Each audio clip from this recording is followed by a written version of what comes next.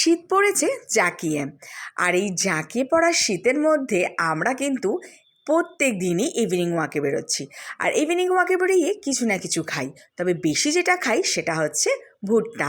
আর এই ভুট্টা কিনতে গিয়েই প্রিয়ঙ্করের চোখে পড়েছে সুইটকর্ন। আর কে দেখে কিনে নিয়েছে। কিনে নিয়েই কিন্তু আমি এখানে আজকে বানাচ্ছি সুইটকর্ন ফ্রাই। একটু অল্প তেলে ভেজেছি, যেটার জন্য প্রিয়ঙ্কর ভীষণ রাগারাগি করছিল, কিন্তু তাতে কি হবে, আমি কিন্তু কম তেলেই বেশ টেস্টি করে বানিয়েছি। তোমরাও অবশ্যই বানিয়ে দেখো। আর এখানে প্রিয়ঙ্কর বানাচ্ছে কোল্ড কফি।